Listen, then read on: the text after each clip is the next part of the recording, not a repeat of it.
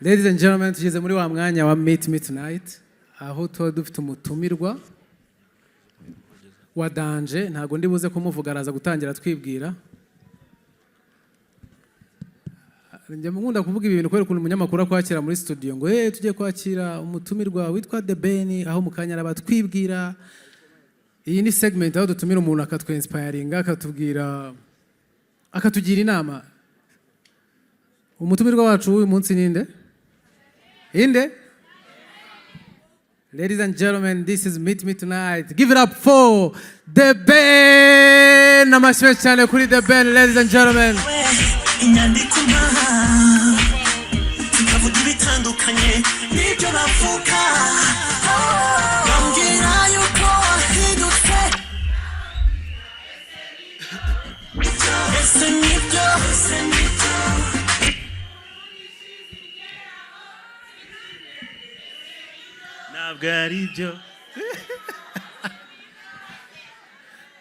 Amashwe cyane kuri The Ben, ladies and gentlemen.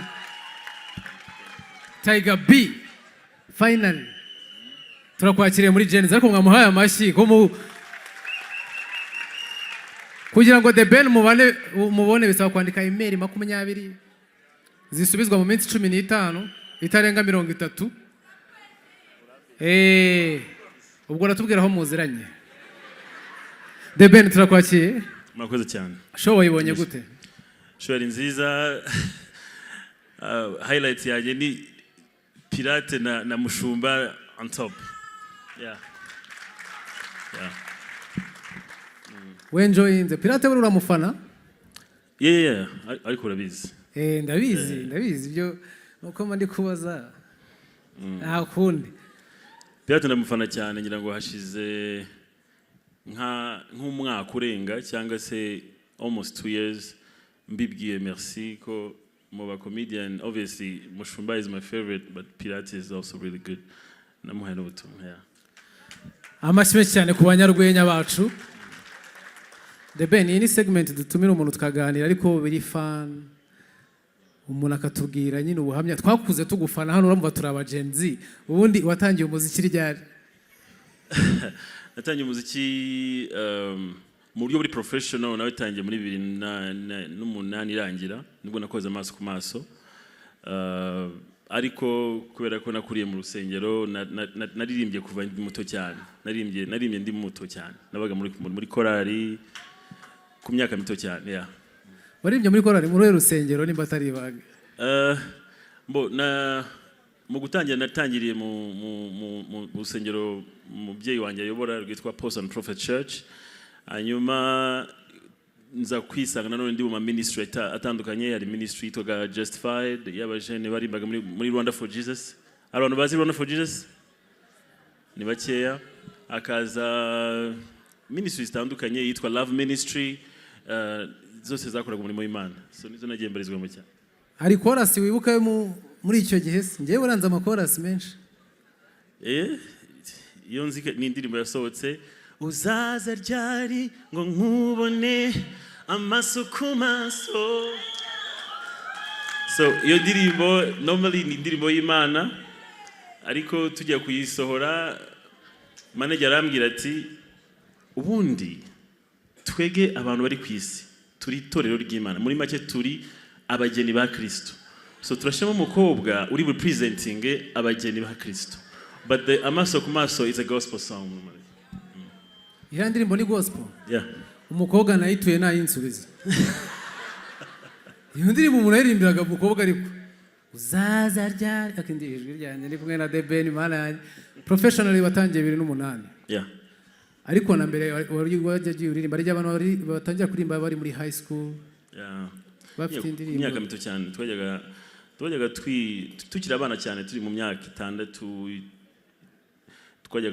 twagiraga amahirwe yo kugira abashitsi benshi. In fact byageze ku rwego aho abashitsi bajyaga bakunda kuza mu rugo kuko bari bazi ko ari buhasanga abana 6. Twe tuvuga turi 6. umushitsi yarinziraga mu nzu tweda turining up uko tungana abaririmba bass turi ubwana butoya turirimba indirimbo nyine z'urugande kuva turi bato cyane so nibaza ko urukundo rw'umuziki rwahereye mu bwana cyane. Hanyuma rero ubu ngubu mfite ikibazo nshaka kubaza apart yo kuba The Ben tumuzi nk'umuhanzi nihe mpano yindi wiyiziho tutazi twebwe uzi ko ushoboye ariko twe tutakuziho?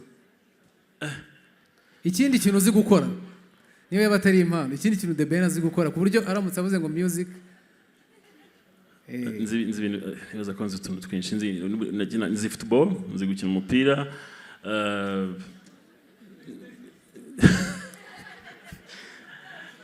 urumva nzi gukina umupira byatari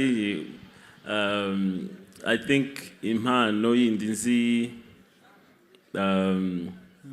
ndi umuntu uzi gukemura utubazo turi electronic like bya biboro bya telefone ngo zapfuye ngo guformata biboro nk'ibyo yeah.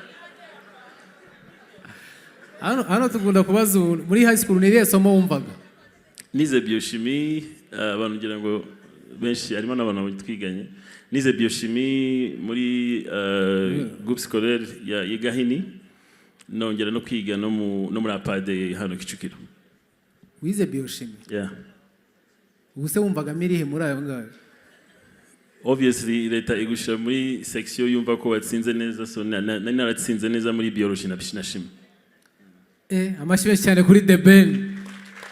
Uzuko usa nk'umuntu wize kontabilité man. Ni cyo kintu cyakubayeho wiga muri high school ujya wibuka ugaseka? Wiga Gahini ni cyo kintu akaye gashya wakoze ikigo cyose kikakamenya? Mbo sindi mbayo nkibutse nseka ariko yo nibutse ukuntu twageraga groupe yitwa banga blues petine baba derangeri ariko babahanga hanyuma nza kuzinya amatara y'ikigo kandi ikigo cyacu akuna amatara yacu yari connectinze nayo ibitaro ubwo mbajimije ibitaro n'ikigo hanyuma baranyirukana the next day baranyirukana ngera Kayonza ngeze Kayonza mamagara director wacu bamwitaga Birahamye shout out to him n'umubyeyi mwiza ndamuhamagara nkoresheje ijwi rinini kandi nigize umusirikare ndamubwira nti mugira koze iki angezeho bamubwira turi hano ku rugerero turi hano byakomereka yumvishe navuze nk'amateri megisirikare nk'atatu aravuga ati abana n'abana mureka garuke ninde wamwirukanye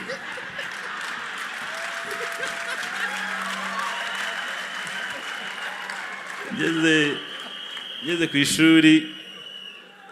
ku ishuri mubona ari kuri gate aravuga navuga nasiko sha aravuga dodo yavuga nasiko so I think that you ni highlight ya high school ya I think abantu benshi twiganye Gahini barayizi. Abashyire cyane kuri The Ben ahubwo njya nkubonyemo indi mpano ndabona n'urwenya rushobora The Ben wigize umusirikare uko icyo cyaha gisaza sha imyaka umaze cyarashaje nawagukurikirana iyo story niyuzwiho ntago wigeze utobora abantu muri nta gikoma wanywaga muri high school? Mbo nagiraga amahirwe yo kudatinga abana baba directeur so Igahini ngira ngo babizi nafite umukopine mwiza cyane bashobora kuba ari hanze yitwa Mahoro shout out to her so yari umwana wa Musenyeri urumva narimeze waterese umwana wa Musenyeri so mu bwana buto cyane ariko nagiraga amahirwe yo kuba mfite naccessingaga ibintu byiza cyane. Amashyi cyane kuri The Ben. The Ben uri umuhanzi muri umwe mu bahanzi bakomeye igihugu gifite umaze n'igihe kinini guhera 2008 ukaba ukiri on the top tukaba tukikuvuga tukaba tucyumva indirimbo zawe ukaba ukiyoboye niriye banga wakoresheje? icyo ni ikibazo kigoye gusubiza kuko mu by'ukuri urugendo rwo ku bwa stardom ni urugendo wisobanura kurusha uko warusobanura undi muntu, ariko ndamutse mbaye honest nibaza ko harimo favor y'Imana kurusha ibintu byose. Ntago nabyita ngo ni imbaraga zanjye, it's more of favor ko akandi kabangangira, kandi ntabwo mbivuze ko mpagaze imbere yanyu nkunda kwiherera nkasaba Imana favor. Ofete isengesho ryo gusaba favor rishobora kuba ryo sengesho nsaba insenga kurusha ibintu byose. Nshobora no kudasenga ngo Mana mpa amafaranga cyangwa se Mana mpa ABCD, ariko nkavuga ati your favor in the name of Jesus, your favor in the name of Jesus. Nkayisaba, and I think he has done a lot. Imana ihabwe icyubahiro. Ikindi kintu ngiye nakubonyeho personally, uri umwe mu bantu batangiye umuziki kera bakigezweho ubu ngubu, ariko tutigeze twumva inkuru z'amayoga, ibiyobyabwenge, kandi dore ubu ngubu turimo turarwanya ibyuma. Ibi bintu byo kurwanya ibyuma wewe wabyakiriye ute? But first of all, nta kintu leta itubwira itashishoje. So nta nubwo nigeze mbitindaho, navuze ngo ni gahunda ifatika, nibyo leta yanononsoye kandi yasanze ari byiza ku baturage, ni bifite. Nje personally ntago mbinywa, ariko nago nanone navuga ngo nibaza ko ikintu cyose leta ituzaniye ni ikintu iba yashishoje, yarebye ko gifite akamaro ku muturage. So nanjye nabisamye hejuru kandi ndi mu rugendo rw'abashigikiye iyo gahunda. Amashyi cyane kuri The Ben. The Ben, uri umubyeyi. Hano hanze hari ababyeyi batakizerera mu mpano cyangwa batizerera muri talent. Ese wowe utangira kariyeri yawe wonye barabyumvaga? That's a good question. Nangira kariyeri mama ntabwo yabyumvaga. Byafataga manager Muyoboke kwirirwa mu rugo asobanura, rimwe yagaza yitwaje na Bibiliya kugira ngo mama ase nk'amwumva, kuko mfite umukecuru nyine uri ari radical cyane mu bintu bya gikristo. So rero rimwe abona nyine biramunaniye, abona nyine ntabwo ari bumpagarike ko natangiye gukora gahoro gahoro, mbona mukwepa, ariko nyuma za kubona ko byabaye binini, ngize Imana mpura ubu ni umudamu mwiza cyane witwa Liza Kamikazi. Dukora indirimbo yitwa Rahira. Dukoze indirimbo yitwa Rahira, mama aramfata arambwira, ubu se koko uramutse urimbye nk'iyi ngiyi nagutwara iki? Ati ntureba? So kandi ntabwo yarazi ko ari yanjye. Ndamubwira ni I promise you kugiye kuzankora izimeze nk'izi ngizi. So urumva kuva icyo gihe ikindi kintu mama yakekaga nyine ngo ni bya bintu bya kera bari bazi ko abantu bagiye mu muziki bagiye kubibirara. Njyewe ntago navuye mu rugo kugeza igihe nagiriye amahirwe yo kujya muri Amerika. Mbere yuko tujya muri Amerika nabaga nkiri mu rugo, nabaga ndi kumwe na mama muba hafi mu gihe mbese yagiye yisanga nta cyahindutse kuri njyewe usibye amaherena adakunda cyane, ariko ibindi byose ndacyari umwana kuri we.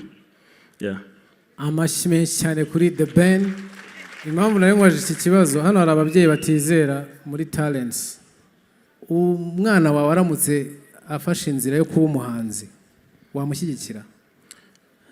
Cyane rwose. Uramutse umbajije nti wenda dufite ubushobozi bwo kubahitishamo, nshobora kuba wenda nabitekerezaho bitewe nuko nzi ko ndashaka kumurindira umutima cyane kurusha ikintu cyose, ariko biramutse ari ibintu nanone yamaze kubona ko afitemo amahirwe, afitemo ari driven cyane kuba yabikora, kandi ntabwo namuhagarika. Ariko ndi umuntu wenda wamuhitishamo bitewe n'uko njyewe ubibamo. I know the amount of stress, the amount of depression sometimes bizana. I wouldn't wish that to someone that I really love. So ndumva ariko nabyo. Icyo kibazo kisekinganisha ku kindi. Hari abantu bazi ko kumenyekana ari flex. The Ben, mbwira ibintu bitatu byiza byo kumenyekana n'ibindi bibi. Kumenyekana bigira avantage, of course. Bikagira na disadvantage.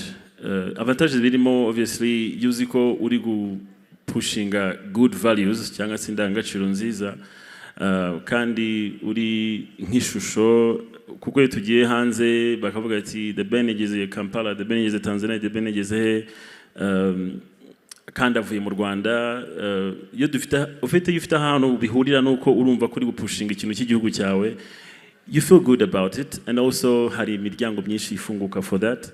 Harimo amarigo agiye atandukanye ariko ndeka mvuge cyane cyane ku bindi kuri kote yo hirya.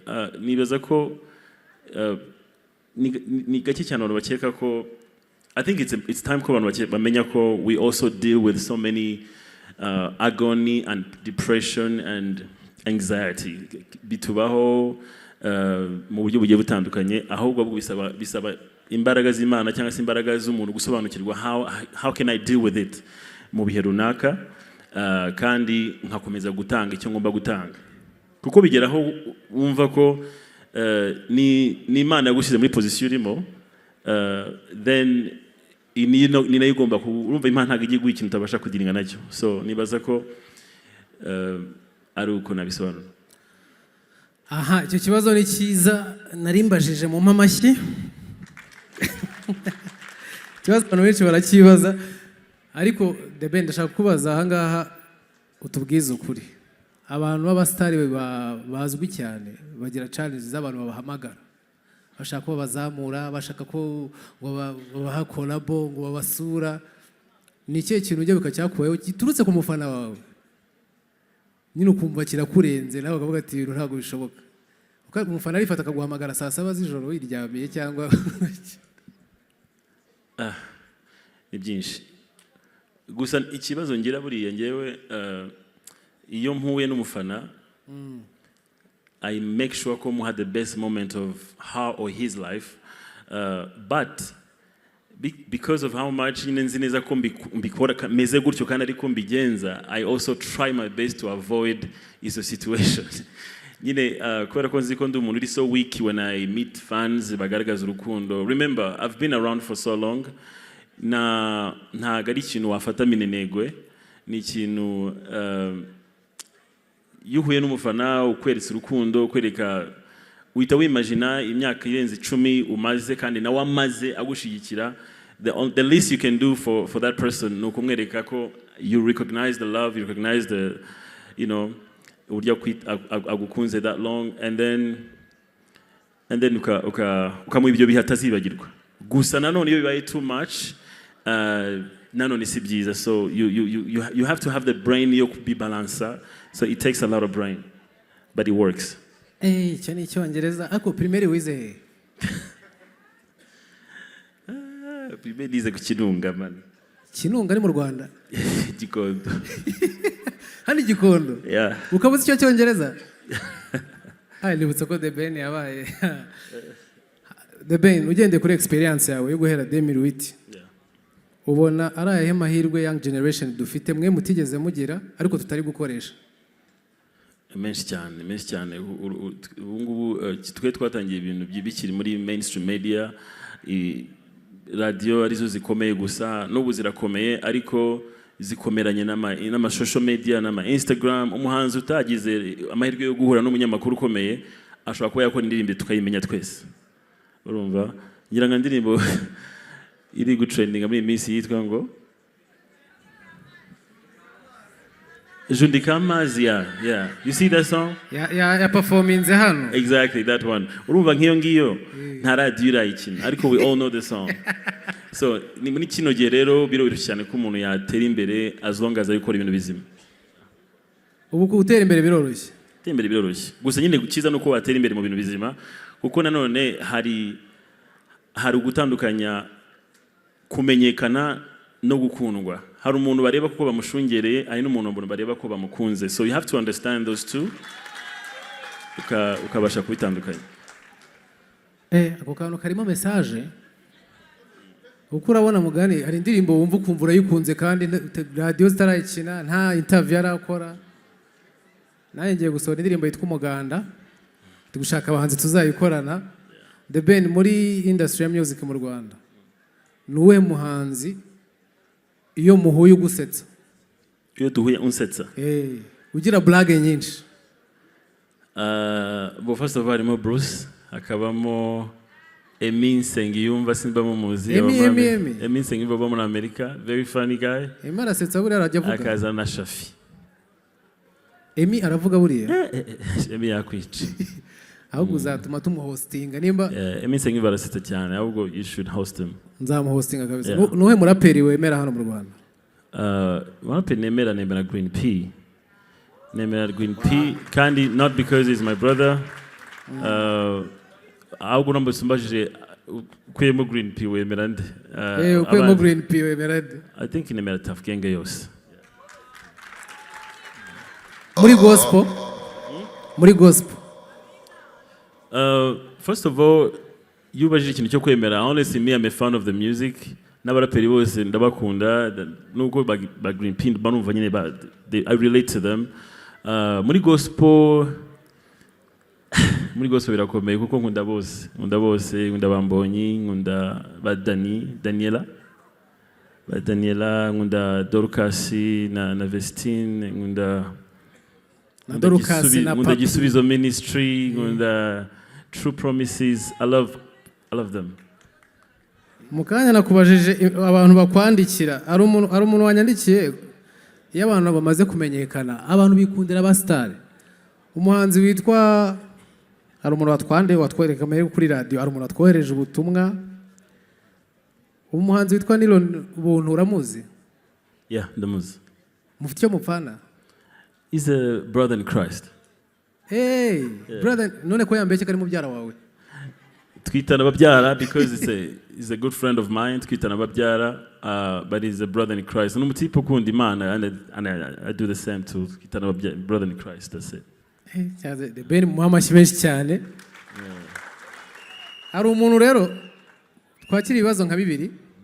Hari ibibazo ngendaje nge mubara ko reka nsabe hano nabonye umuntu yicaye Rugaju ari he? Rigani Rugaju namubonye natambuke hano. Ngendaje nje kuri tele ngwino hano ngusigira ikibuga ako mu Rwanda ufaniye ikipe. Mu Rwanda fana Amavubi.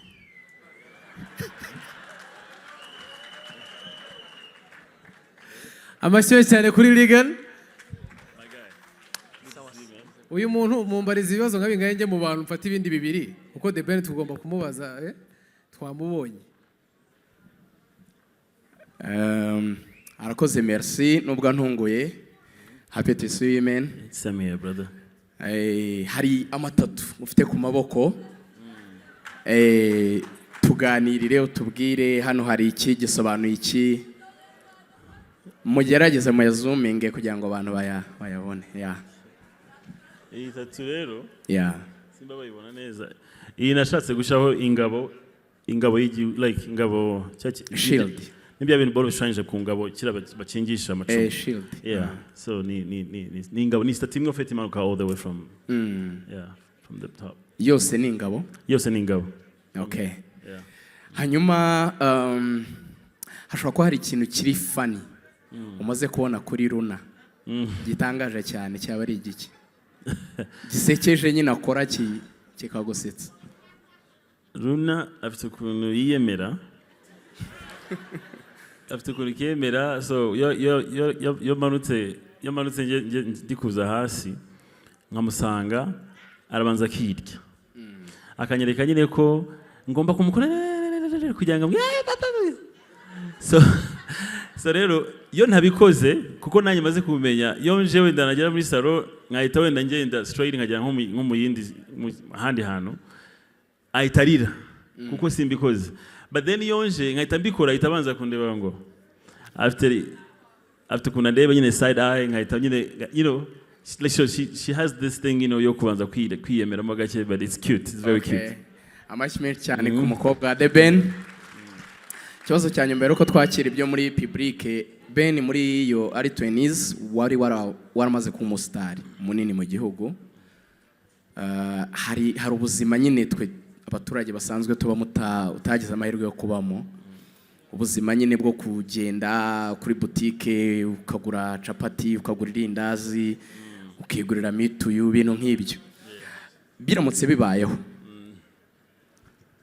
bakakubwira bati izina The Ben ntirigihari ugiye kuba umuntu usanzwe nkatwe twese nk'aba abangaba abaturage basanzwe nanjye ndimo tugira ikintu wumva ujye uvuga ati aka kantu nakabaye ngakora nuko nyine izina The Ben ritanyemerera kugakora gasanzwe abaturage bakora mu buzima busanzwe hano wumva wakora mu masaha 28 bo fazo bari ibintu byinshi cyane nakora hari ibya business bitandukanye bibo byinshi nakora ariko reka mvuga ibintu biraho bisanzwe normal I think one of the things bimbangamira bijyanye na stardom ni no somehow kuko ngiye nkunda do muntu nkunda abantu cyane ngira ngo if you've been to my house bafite hari nk'abanijana so habara abantu benshi so rero nimba ari ikintu cyashimisha nyine I think I will find myself muri izi comedy nk'iyi comedy bwo menyijemo not because I don't want to come but because you know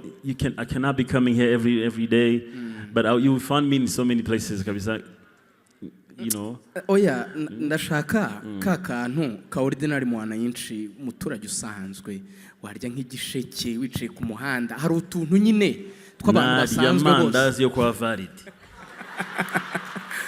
wayiturya mandazi baje ari umugabo witwaga valid abaga ruguru yo mu rugo so muyoboke na Kate Kavuyo na Tom Close bakimara kunyita The Ben kuko buriya mbere ya The Ben Tom Close yaranyise mysterious so mysterious tusanga ngo ibaro birebire bizagora abantu bajya ngo misisi so twemeza ko bayita The Ben now remember ntago narifashe mu mutwe ngo ngibuke bukeye basohoye indirimbo yitwa Maso ku Maso batambwiye indirimbo ya ku mateleviziyo ibiratwika nge nzamuka kwa Valid ngiye gufata mandazi nsanzwe mafata muna n'abana bo kuri Kingdom High School so ikintu cya mbere cyahise cinca ku mandazi yo kwa Valid ni ibintu bya The Ben nimba ari ikintu cya mbere nahita nkora Valid aracyabaho se Valid naramubuze rase asiye muri karitsiye arabantu bakunda amandazi nka The Ben bashobora kuba bahari benshi cyane so anyway I think urwo rugero rw'uko nakora I think I will be free I'll be really free I will love it good mbere ko tujya mu bibazo bisanzwe by'abantu ngiye ngufata nko mu best vocalist mu gihugu cyacu thank you very much urakoze nitwa Daniel Rurema umunyamakuru ariko nkaba umunyamakuru mu myidagaduro nashaka kubaza The Ben ibibazo bike bibiri cyangwa bitatu ikibazo sorry ubwo ndabaza bibiri gusa numva abantu bitotonze okay ikibazo cya mbere usanzwe witwa The Ben ninde waguhaye akabyiniriro ka Tiger ariko no ku kibazo cya kabiri kiragaruka kuri ku nkuru ziri kuvugwa by'umwihariko zigaruka ku ngamba za leta zo kurwanya ibyuma n'inzoga zitujuje ubuziranenge rumwe mu bahanzi navuga bitiriwe kimwe muri ibyo binyobwa byitwa ibyuma rumwe mu bantu babyamamaje ku buryo bugaragara ku mbuga zawe n'ahandi uyu munsi none message yawe ni ihe cyane ko twabonye ingaruka byagize hari abo byahumije hari abo byateye uburwayi butandukanye ubutumwa bwawe ni ubuhe noneho nabyita contradictinga ubwa mbere bwatambutse murakoze Dani hanyuma twakire bitatu abisubirize rimwe okay murakoze nitwa Sandrine cyangwa se Sandra mfite okay ndi umufana wa The Ben kandi ndamukunda cyane thank you ikibazo mufite baza Sandra baza ikibazo mfite ni iyihe nama yagira urubyiruko ruri gukoresha imbuga nkoranyambaga nabi muri iyi minsi ikindi kibazo okay ikindi kibazo abona biterwa n'iki kuba umuziki w'u Rwanda ufite abakobwa bake babaritse akoze cyane twakire ikibazo cya nyuma okay urakoze ikibazo nshaka kukubaza watubwiye story yawe uvuga ukuntu mama wawe yakubwiraga ngo wijya muri izina ndagushuje cyane nagusuhuje nanjye wasohoye indirimbo wigenda tubihuze na mama wavugaga ngo bijyamo nkuko wabivuze urangije uza kuza nyuma uragenda ujya muri Amerika ugiye abakobwa wenda bakavuga ati wigenda uragenda uragaruka ese tubishize mu buzima busanzwe ubona wigenda bitageraho bihurira n'amateka yawe? Thank you. ubwo twarekeraho reka twakira ibyo. Ikibazo cya mbere cya Dani cyabazaga uwaguha akabyiniro ka Taigabi. Yeah, navuze amateka y'igahina ariko nibagiwe ngira ngo iyo Tiger nambaraga aragapira k'umuhondo nambaraga kari kanditseho Tiger. Hanyuma hari ikigo cyo muri Australia cyari gifitanye correspondance n'ikigo cyacu cyakunda kuza kudusura, noneho haza abazungu ngira ngo babizi ibyo byabaga biba kera abazungu. So umwe mu bazungu bazaga bakaza banyita izina ryanditse kuri ako gapira kari kanditseho Tiger, kari was a yellow, kari gafite n'idarapo ry'Ababrazil. So I think from then abantu bayita Tiger bifata aho ngaho. So nibyo muri high school. Yeah, birasobanutse. Icya kabiri yabajije hari ibyo kunywa ari waritiriwe. Yego. So nkuko nabivuze mbere buriya ngewe ndi umuntu wizerera cyane mu byo leta itubwira. So muri make sindi umushakashatsi wenda uri bugiye hano mvuge ngo ibyuma byari bitwishe, no, ntago first of all simbinywa nubwo nabyamamaje I was just a face, so ntabwo nzi whatever they said about it. Ako ngewe ndi umuntu wizera ko leta is like my mother. Mama nasandabuye ati ibi bintu gutya na gutya, I think I will respect it and just follow the rules. So nibaza ko ibyuma nimba kuko nimba ibyo bintu twamamazaga byari bibi, ubwo nyine completely ni bibi. I think we should just stop it. Nta kintu na kimwe kibi leta yatubwira cyaduhungabanya. So nibaza ko ariko mbifata, and I will encourage everyone ko twabigenza gutyo tukabigendera kure. Yeah. Ibyuma mubireke. Nkunganiye hari ahantu minister yadutumiye, Minister Sabe atubwira ahantu iririma mu Bugesera abantu bagiye mu bukwe banywa inzoga z'ibyuma 18 muri bo bagize ibibazo bidashira guhuma, kubera ko iyo binyweye ubundi inzoga ikwiye kwirimo icyitwa ethanol. Noneho rero byo babyenga nabi kazana icyitwa metanol. Metanol ijya mu mubiri ntisohoke, igezemo rero ishaka nyina hijya, ni nka migration nyine ikora ahantu hambere ijya ni mu dutsi tuva ku bwonko tuza ku jisho. That's why abantu bahita bahuma. Ikindi cya kabiri ititwika ibihaha igatwika n'impyiko, ku buryo mu masaha hagati ya 24 na 48 umuntu wanyweye inzoga nk'izo z'inkorano ashobora no kubapfa. Rero ntabwo leta yabikoze rwose itabitekerejeho. Twari tumaze kubara abantu benshi n'ababenywaga mu byirinde. So icya kabiri yabajije ubwo ni Sandra yabajije ikibazo cy'uko mu muziki wo mu Rwanda harimo abakobwa bake, ubona biterwa n'iki? Sinzi, ariko nibaza ko biterwa maybe ko dufite abakobwa benshi bazi kuririmba cyane, basa nkaho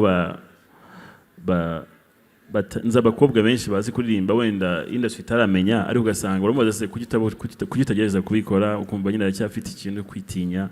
I think bakeneye kwitinyura. Dufite ingero nziza z'aba Knowless, abakobwa beza bakoze umuziki neza mu gihe cyabo na n'ubu bakibikora. Dufite ingero nziza Bwiza doing amazing work na Airways, ni benshi bari gukora ibintu byiza. Nibaza ko ari ibintu basabwa gutinyuka, turabakeneye cyane muri industry. Yeah. Yavuze no ku nama wagira urubyiruko rukoresha imbuga nkoranyambaga nabi. That's very crucial. Nibaza ko icyo utakwifuza ko kikugirirwa ntukakigirira abandi. I think that's the bottom line. Ikintu uramutse byose mitono ugasanga bagutaranze I don't think anybody will be happy about it. Nimba uzi ko bitagushimisha, just don't do it for anyone else. So niyo mpamvu ni byiza ko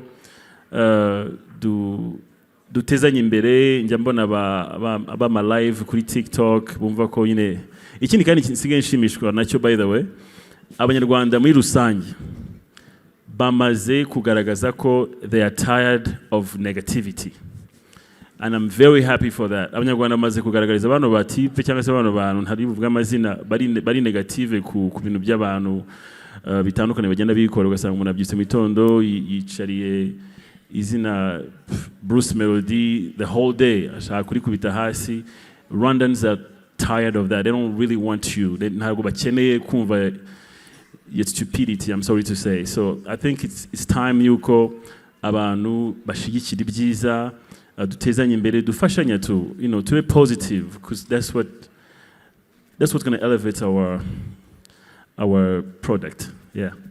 Ikibazo cya Ezra yagihuje n'indirimbo yitwa Wigenda, yavuze ko aje no kujya muri Amerika, ibintu nk'ibyo, niba avuga ko avuye muri kariyeri ya gospel ujya muri Ezra bashaka kunserereza ariko no, I don't think bitaho bihuriye. Gusa funny enough, indirimbo Wigenda cyangwa indirimbo twarimbaga kera zabaga zifite aho zihuriye n'ibintu by'inkundo by'icyo gihe. Nabaga ndi mu rukundo and then agacomoka and then ejo gacomoka, then byabi bifite aho bihuye na true story. Ubu ngubu we just vibe, So is it to answer your question? It's not true. Now bihuri. Ben, hari akabazo kari funny abantu bakunda kukabona uko biri kose. Hari lyrics wanditse uririmba ngo iyo udahari nta mahoro ngira, ndasinzira ibitotsi nkabibura. Abantu baribaza, njya numva nawe nabyibaza. Lyrically wabyanditse mu buryo nyine navuga ngo bweruye mu Kinyarwanda, cyangwa wenda hari ikintu waminingaga mu buryo artistically nyine bihishe kugira ngo babimenye none icyo washakaga kuvuga. Nubwo atari ryo wabyanditse, reka mfashe uwabyanditse, njye nararirimbye ego, ariko reka ngerageze kumvikanisha uwabyanditse icyo yashatse kuvuga. Nibaza ko yashatse ibyo twigaga kera muri secondaire byitwaga sens figuré. Sens figuré ni igihe uvuze ikintu ariko usa nkaho ushaka kugikabiriza mu kintu, ukavuga ati abantu bose uziko banyweye amacupa bakayamara, ariko mu by'ukuri nta muntu unywa amacupa anywa ikiyarimo. So ushaka kuvuga ikintu ushaka gukabya, ugakabya uburyo ki ebana ndasinzira ibitotsi byaracu. So it was, I think that's what he meant when he wrote that line. Yashatse nko gukabya how much akunze uyu muntu ku rwego rurenze urugero muri sens figuré, niba ariko nabisobanura. Yeah. Thank you so much. Mwaretse ariko tukikorera ku turimbo twa The Ben twakera, sibyo byiza? Munyemerere dukora indirimbo zasabwe za kera ari abantu bakunda all these, bakunda indirimbo za kera za Ben. Dukore nk'eshatu hanyuma abone kuduha kuri izi nshyashya, sibyo? Murifuziye muhaguruke DJ tujyane muzakera. Duhere kuyihe amahirwe ya nyuma? Turazikora kapela. Kapela arakora kapela gusa, sibyo? Okay, reka duhere ku mahirwe ya nyuma. Noneho mubwira ukuri kwibyabaye, si bwari ubwa mbere, si ubwa kabiri. Hoya mbiguisha iminsi iba myinshi igahimwa n'umwe gusa. Uramfashe unteye umutima uratitira, nkabura uko ngira, nkabira ibyuya kubera wowe.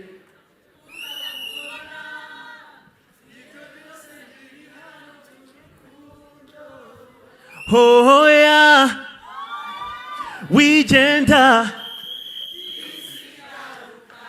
dore naraemerewe. Oh no, hoya wigenda, disigaruka, dore narashobewe. Murakoze cyane, thank you so much. Murakoze murakoze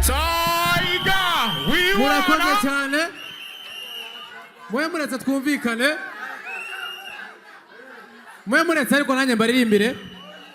Turashimira umujyi wa Kigali, MTN, Vitaro na Alpha Sound nibo badufashije kugira ngo uyu munsi ugende neza.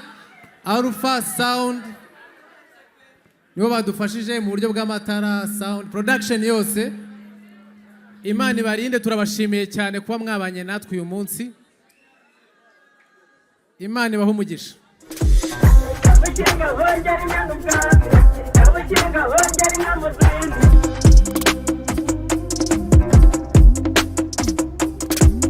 Kabukinga hongera inyana ubwatsi Kabukinga hongera